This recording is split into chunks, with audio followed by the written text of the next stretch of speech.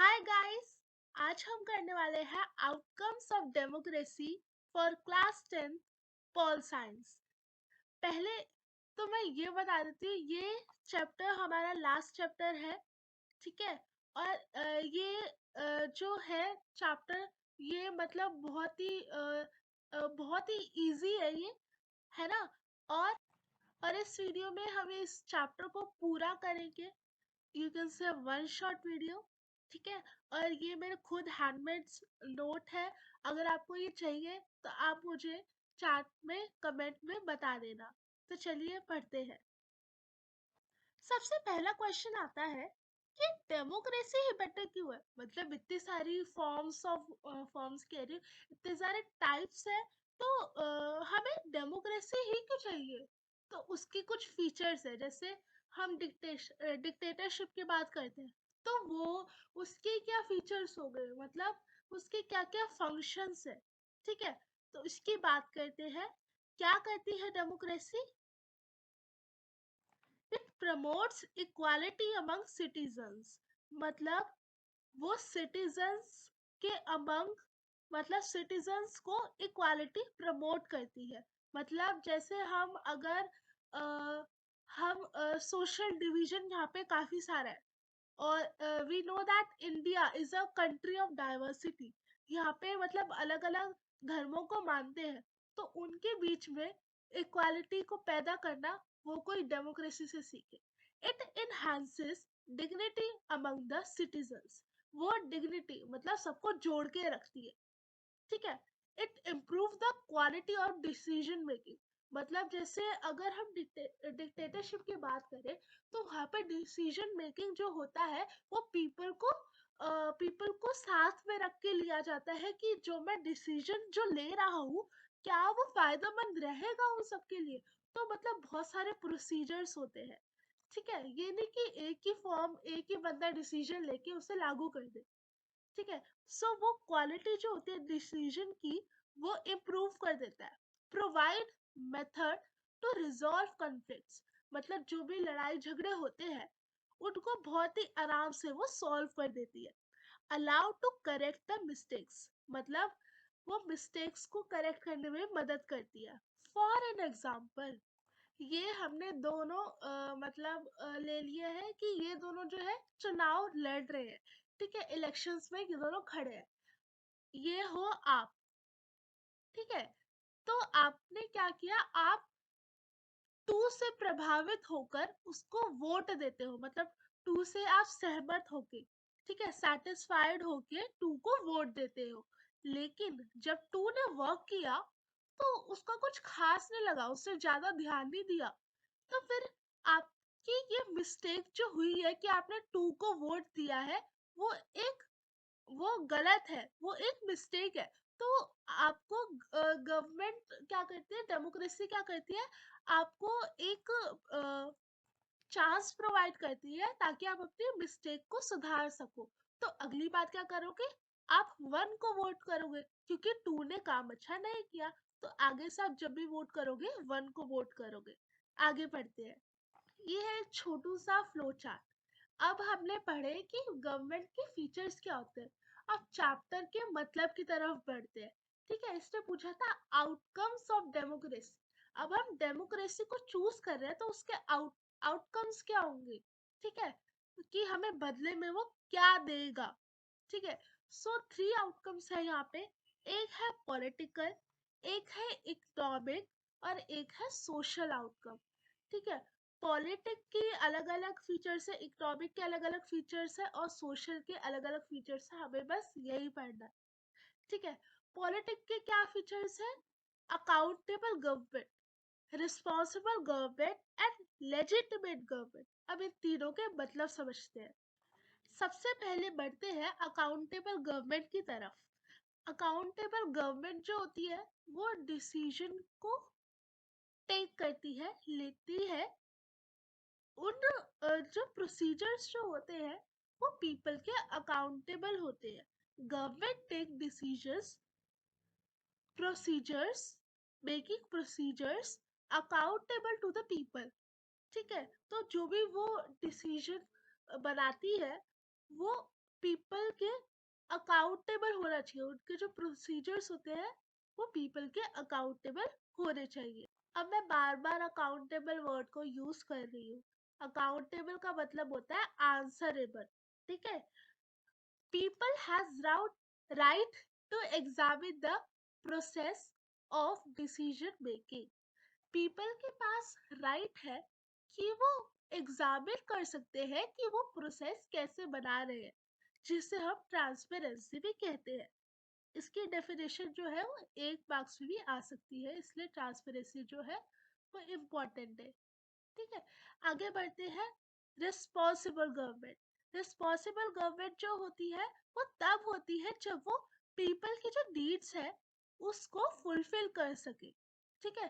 तो government is responsible to fulfil the needs of people, but practically वो ignore कर देती है, लेकिन फिर भी वो नॉन डेमोक्रेटिक से बेहतर है, ठीक है। क्योंकि गवर्नमेंट जो होती है, जो नॉन गवर्नमेंट होती है नॉन डेमोक्रेटिक, वो गवर्नमेंट लेस सेंसिटिव होती है, मतलब इमोशनल नहीं होती ज्यादा, ठीक है। यहाँ पे गवर्नमेंट सोच भी लेती है अगर हम ऐसा करेंगे तो मतलब लोगों के साथ ऐसा कैसे हो पाएगा, है ना। आगे बढ़ते हैं। अब है लेजिटिमेट गवर्नमेंट। लेजिटिमेट गवर्नमेंट कैसी होती है? गवर्नमेंट जो होती है लेजिटिमेट होती है, मतलब लीगल होती है, ठीक है। और बिकॉज, ये बिकॉज का साइन है, क्योंकि वो पीपल के द्वारा चूज की जाती है। मतलब ऐसे बहुत आसान नहीं होता गवर्नमेंट बना, इसके लिए काफी सारे इलेक्शंस किए जाते हैं और बहुत मुश्किल होता है जीतना।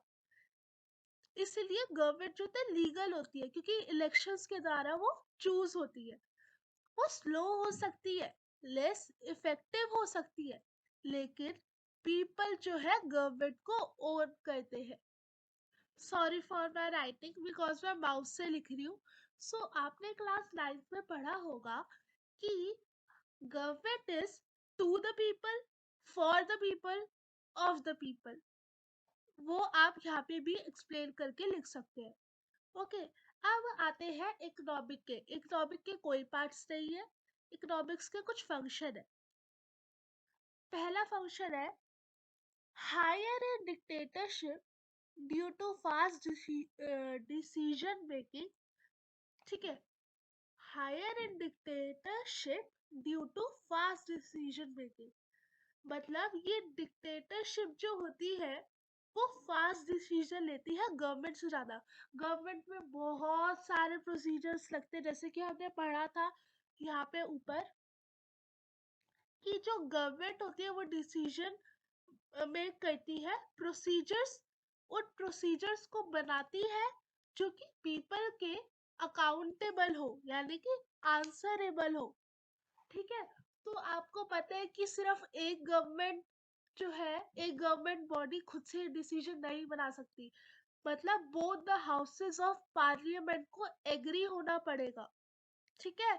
सो इसीलिए बहुत लंबा प्रोसीजर होता है।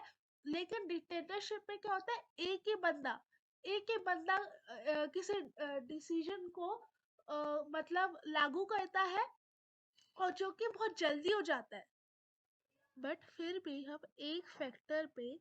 सिर्फ एक फैक्टर पे डिपेंड नहीं कर सकते, बिकॉज मल्टीपल फैक्टर्स पे अगर हम ध्यान दें तो डेमोक्रेसी के ज़्यादा पॉजिटिव आउटकम्स है। क्या डेमोक्रेसी रिड्यूस पावर्टी? अब बात करते हैं क्या, हमें बोलते हैं कि हम इंडिया में गरीबी को मिटा देंगे ऐसे ऐसे करके, ठीक है। फिर हम उनको वोट भी दे देते हैं, ठीक है। सो क्या सच्ची में वो पावर्टी को रिमूव कर सकती है, मतलब कम कर सकती है? अगर हम बोले कि political equality in which democracy based, democracy कुछ नहीं बल्कि इक्वालिटी है, ठीक है। इट फेल टू रिड्यूस, मतलब वो मतलब वो नहीं कर पाई पावर्टी को रिड्यूस, क्योंकि रिच और भी रिच बन रहे हैं और पुअर और भी पुअर बन रहे हैं। लेकिन फिर भी वो काफ़ी सारे वेलफेयर प्रोग्राम्स प्रोवाइड करती है, जिससे जो है पुअर की अपलिफ्टमेंट होती है, मतलब कि मतलब वो इतनी ज़्यादा गरीबी से नहीं कर रहे। जैसे कि अगर हम बात करें तो वो मिड डे मील्स प्रोवाइड करती है और काफ़ी सारा राशन जो है वो सब्सिडाइज्ड रेट पे प्रोवाइड करते हैं, कम रेट पे। नेक्स्ट फैक्टर आते हैं, नेक्स्ट फैक्टर है सोशल फैक्टर, लास्ट फैक्टर, ठीक है। It does not reduce social differences, वो सोशल डिफरेंसेस को रिड्यूस नहीं करती, लेकिन उनके जो है कोई भी कन्फ्लिक्ट्स होते हैं उन्हें बहुत अच्छे से मतलब उन्हें रिड्यूस कर देती है, रिजॉल्व कर देती है उनके जो बीच में। जैसे कोई भी दो धर्म है उनके बीच में कन्फ्लिक्ट हो गई तो उनको वो आराम से रिजॉल्व कर देगी, ठीक है। वो जो सोशल टेंशन होती है ना सोसाइटी के बीच में उसे भी कम कर देती है। Condition to accommodate the social diversity, ठीक है। अब क्या क्या कंडीशंस है जिससे हम सोशल डाइवर्सिटी जो है उसको एकोमोडेट कर सकते हैं। डेमोक्रेसी, देखो ये ना एक पूरी लाइन थी, इसे मैंने ना डिवाइड करके लिख दिया। डेमोक्रेसी किससे रूल करती है? मेजॉरिटी ओपिनियन और minority opinion to form general view point. मतलब ऐसा नहीं है कि डेमोक्रेसी को सिर्फ मेजॉरिटी सुननी चाहिए, उसे मेजॉरिटी का ओपिनियन माइनॉरिटी का ओपिनियन दोनों का सुनना चाहिए। जो उसे सही लगेगा वो उसे आगे फॉरवर्ड करेगी, ठीक है। It is important that rule by majority, मतलब ऐसा नहीं होना चाहिए कि जो मेजॉरिटी है ना वो मेजॉरिटी को ऐसे ले, मतलब अगर गवर्नमेंट जो है वो भी हिंदू है, ठीक है, और हिंदू का ओपिनियन है, दूसरा लेट्स से मुस्लिम का ओपिनियन है, तो वो सिर्फ हिंदू का ही ले रही क्योंकि वो भी हिंदू है। उसे मुस्लिम का भी सुनना चाहिए, हिंदू का भी सुनना चाहिए, फिर आगे डिसीजन लेना चाहिए, ठीक है। But not in the terms of caste और रिलीजन, लाइक इन बेल्जियम। जैसे कि बेल्जियम ने फ्रेंच का ही सुना था, डच के पीपल का नहीं सुना था। डेमोक्रेसी जो है डिग्निटी है और फ्रीडम है। Let us prove that democracy stand much superior in promoting dignity to the citizens. ये मैंने इसलिए ये बनाए हैं स्टेप्स सीढ़ी से, क्योंकि डेमोक्रेसी सबसे हायर पोजीशन पे आती है, सबसे सुपीरियर है, क्योंकि वो सुपीरियर है in providing the dignity to the citizen. Democracy provide करती है dignity to the women by providing equal rights as man, मतलब कोई भी डिस्क्रिमिनेशन नहीं है। Equal equal status and opportunity to discriminated society like ST and SCs। जैसे कि उनको भी इक्वल अपॉर्चुनिटी, अब ये नहीं कह सकते कि आप इस कैटेगरी में आते हो इसलिए हम आपको हायर नहीं कर सकते किसी भी जॉब के लिए, या फिर स्कूल में जाते हो ऐसा नहीं बोल सकते कि ये बच्चा इस धर्म का है इसलिए हम इसे नहीं लेंगे क्योंकि ये सिर्फ मुस्लिम धर्म वालों को बच्चों को ही लेता है, वैसा कभी नहीं बोल सकते, ठीक है। मतलब नो से नो टू डिस्क्रिमिनेशन, ठीक है। So that was it. अगर आपको ये नोट्स चाहिए आई एम टेलिंग फिर से, तो आप मुझे चैट बॉक्स में डाल देना। Thank you, bye bye.